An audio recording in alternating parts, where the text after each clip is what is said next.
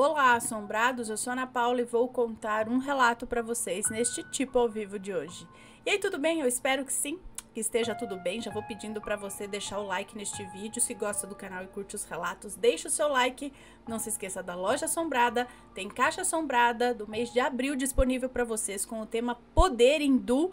Não perca, porque tá muito legal. Um dos itens que você vai receber é este lindo Ganesha para você pendurar na parede. Olha aqui, ó. Ou na porta do quarto, sei lá. Para você pendurar. Lindo, lindo. E mais outras coisas muito legais também, com o tema aí Poder Hindu.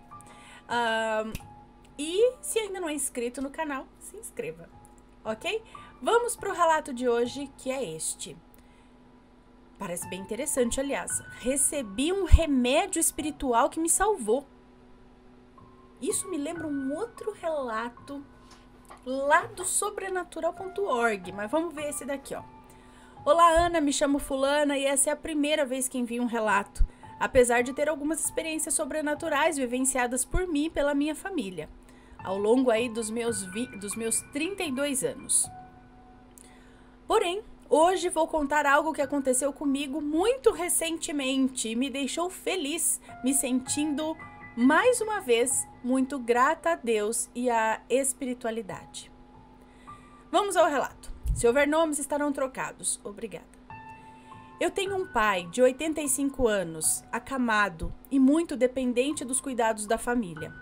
E naquela noite eu fui ficar com ele na casa da minha mãe, para que ela fosse à reunião do grupo espírita o qual ela frequenta, e para ajudá-la com os cuidados com ele durante o período noturno, pois na noite anterior ele havia dado muito trabalho à minha mãe, que na maior parte das vezes passa a noite só ela e ele, sabe?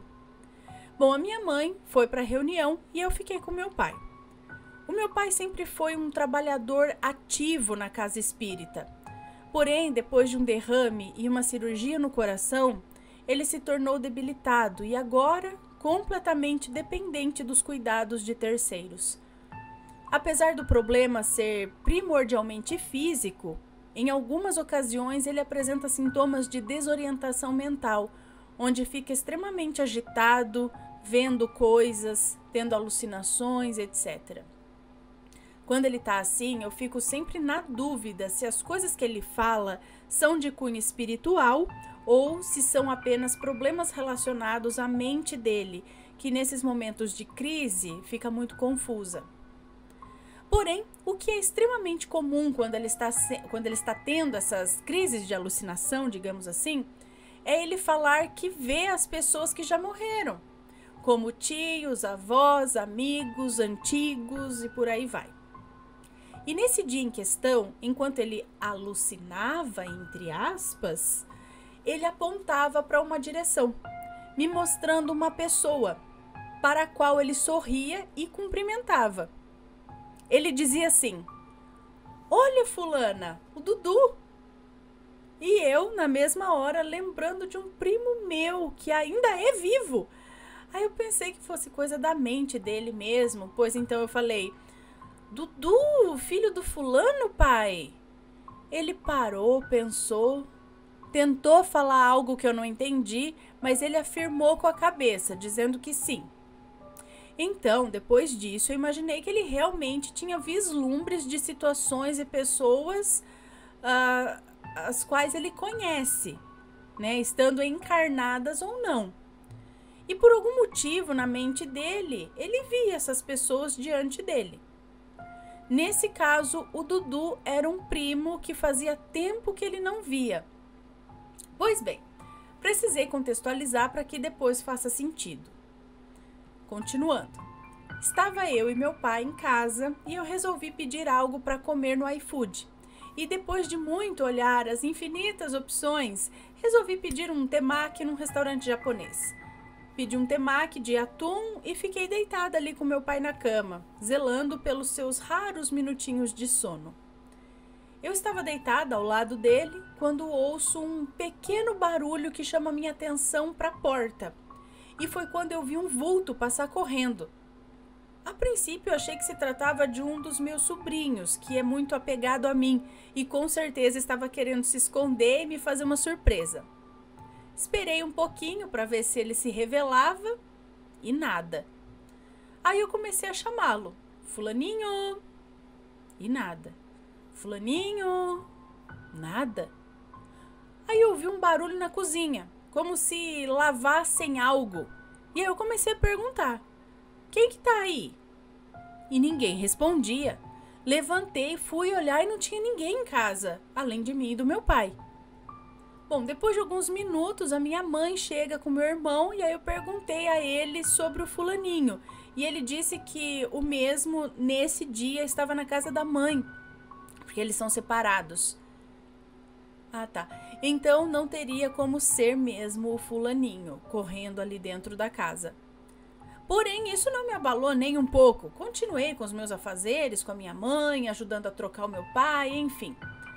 Quando chega o meu pedido, do iFood, eu com o estômago colado nas costas já, abro o pacote cheia de fome e me deparo com um temaki de camarão, sendo que eu tinha pedido de atum. Eu fiquei pé da vida. Corri pro aplicativo para conferir o pedido e pronta já para reclamar. Quando vejo que no pedido estava temaki de camarão mesmo e não de atum. Como eu tinha certeza ter pedido. Tinha certeza que eu tinha pedido de atum, mas estava lá que eu tinha pedido de camarão. Então, enfim. Porém, com a fome que eu tava, apesar de não ser assim fã de camarão, muito pelo contrário, aliás, eu tenho alergia de camarão. Mas é uma alergia branda, onde eu sinto um pouquinho de coceira na garganta e às vezes uma dorzinha de barriga. Mas apesar disso, resolvi comer mesmo assim, ignorando os alertas da minha mãe, que dizia que era melhor fazer um miojo do que comer aquilo. Eu não quis saber de miojo não, encarei o meu temaki de camarão, que estava muito bom por sinal, e a fome também estava apertada. Depois de encher meu bucho, sentei no sofá e fui ligar para dar boa noite pro meu marido, que estava trabalhando. E a partir daí foi só ladeira abaixo. Enquanto eu falava com ele Enquanto eu falava com ele no celular, comecei a sentir um incômodo na gengiva. Parecia que tinha algo entre a gengiva e o dente, sabe? E eu comecei a me incomodar com aquilo, quando ainda falando com ele, comecei a sentir um mal-estar. Uma dorzinha no estômago e uma coceira mais forte na garganta. Me despedi dele logo, pois sentia que já eu ia ter que correr pro banheiro. Cheguei para minha mãe, que estava dando um remédio pro meu pai, e falei que eu não estava me sentindo muito bem. Pois bem, a alergia a camarão, que antes era branda, se transformou numa catástrofe. Eu comecei a inchar. Minhas mãos, meus pés ficaram enormes.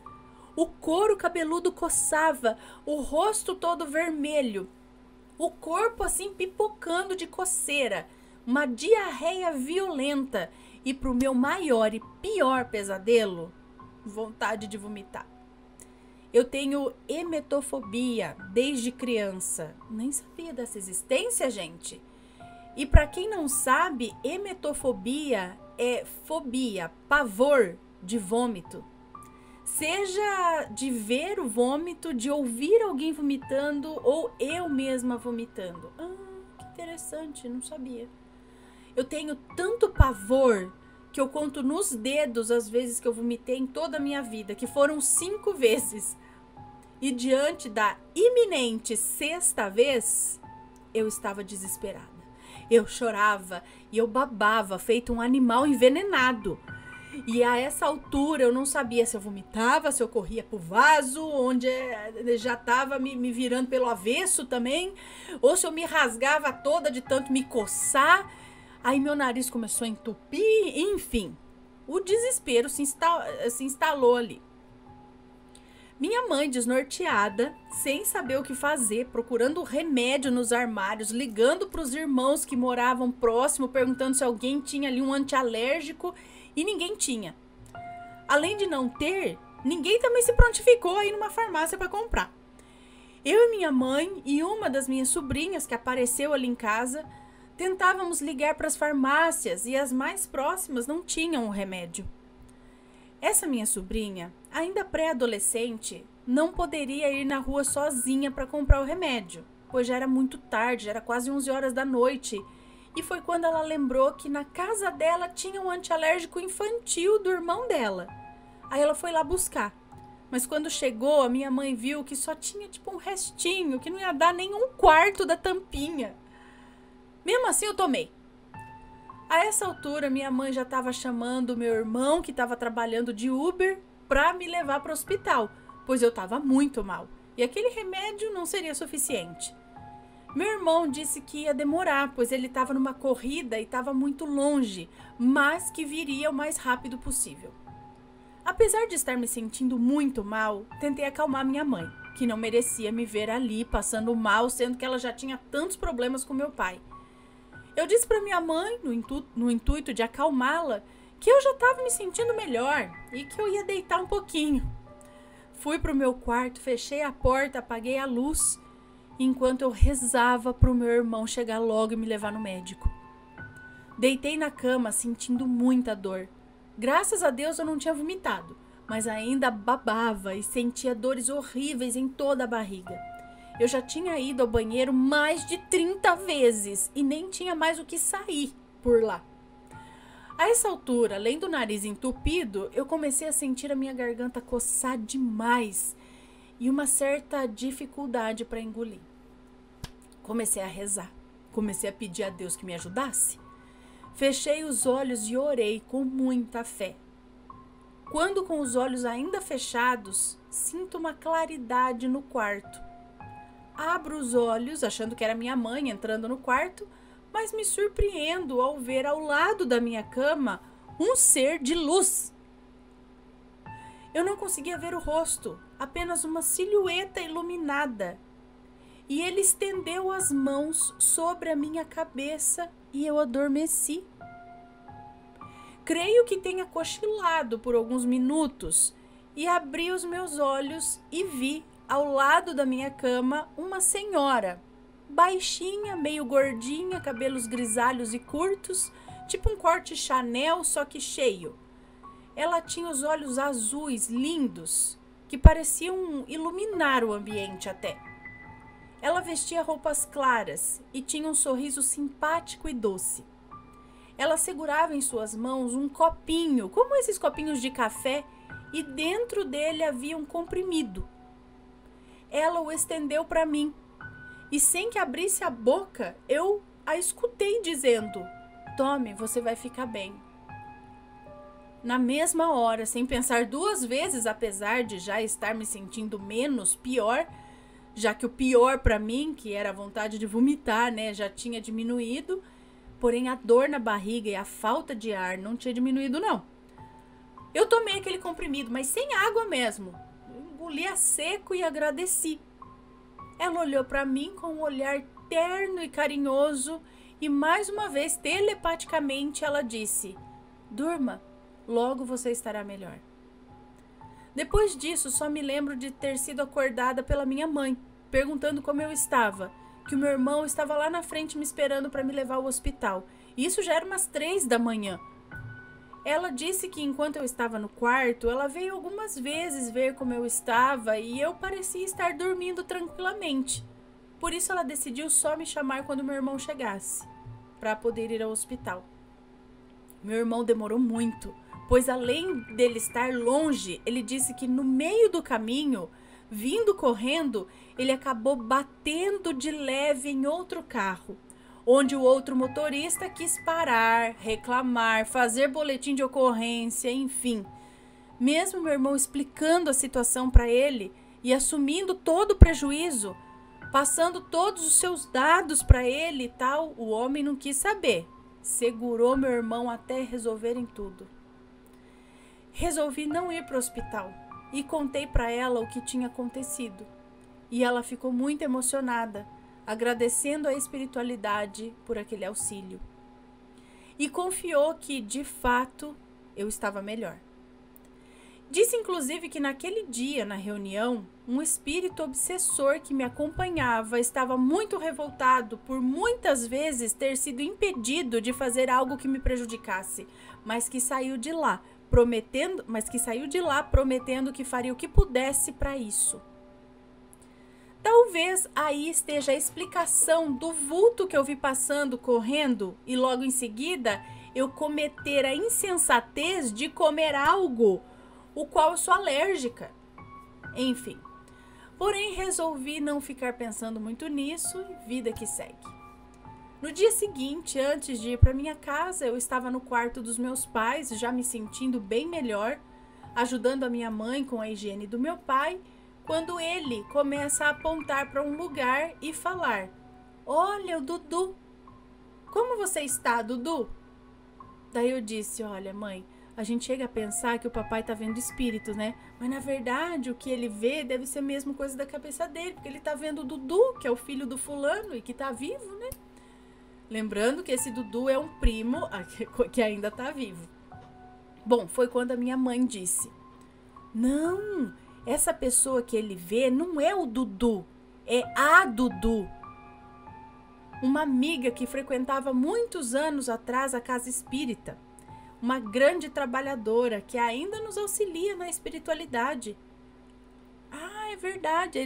Olha a Dudu, ele falava. Cadê?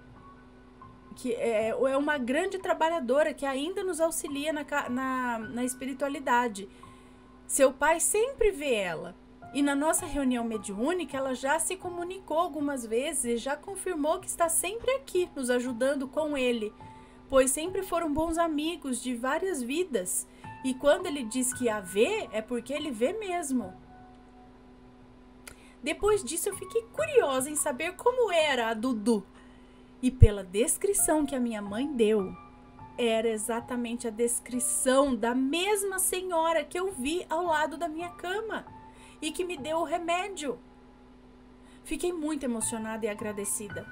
Senti naquele momento uma sensação boa de calmaria, que por alguns instantes todos os problemas foram esquecidos e a sensação era só de paz e conforto. Em voz alta, a agradeci. "Obrigada, dona Dudu. A senhora me salvou e eu sou muito grata por isso." Nesse momento, meu pai teve um rompante de lucidez, mesmo tão debilitado. Disse com a voz firme: "Mais uma vez, obrigado, Dudu. Você sempre ajudando minha família. Dou graças a Deus e à espiritualidade que não nos desampara." Minha mãe até chorou e eu chorei. E nesse momento sentimos um perfume adocicado no ar, que não sabíamos a princípio de onde vinha. Depois a minha mãe disse que só poderia ter sido ela, nos respondendo ao agradecimento. Foi muito lindo e emocionante esse dia, que jamais vou esquecer, né? Nunca imaginei que uma reação alérgica e a sensação de morte que eu tive pudesse me proporcionar uma experiência tão incrível. Só tenho a agradecer. Primeiro a Deus e segundo aos amigos espirituais que estão sempre tão dispostos a nos auxiliar, quando de fato nos permitimos ser auxiliados. Bom, foi isso, Ana. Essa foi a minha experiência mais recente e que eu fico feliz em poder compartilhar. Fiquem todos com Deus. Um beijo para você, muito obrigada. Olha que legal, ela apareceu ali, materializou um comprimido, um remédio que ela precisava na hora. Tem um relato lá das antigas, como eu disse, que foi algo assim também. Ela estava com um problema, eu não lembro exatamente o que era. E eu não lembro se ela não conseguia ir no médico, se não deu certo. Eu sei que ela sonhou com uma mulher que passou uma receita médica para ela. E ela acordou com aquele nome na cabeça. E, ela não conhecia nada, mas acordou com aquilo lá. Foi atrás, não sei quem conseguiu, sei lá. E sei que aquele remédio existia, acho que era uma pomada, não sei o que. E acabou dando certo, mas alguém passou, para ela o nome, sabe? É interessante. Tem mais relatos, assim, que eu não vou lembrar tudo exatamente assim agora, mas quem tiver aí e lembrar de algum relato que trata mais ou menos disso, deixa aqui nos comentários. Tem uma outra que ela tava muito doente também, com muita gripe, tipo gripada, e ninguém cuidava dela, ela tava meio que sozinha ali. Se não me engano, ela trabalhava na casa de alguém, eu acho, e dormia num quartinho debaixo da escada. Tava muito, muito mal. E aí entrou um homem, ajudou, ficou com ela ali à noite, não sei o que, tudo. E aí, tipo, eu acho que o nome do relato é algo do tipo: Jesus passou a noite comigo, Jesus me curou.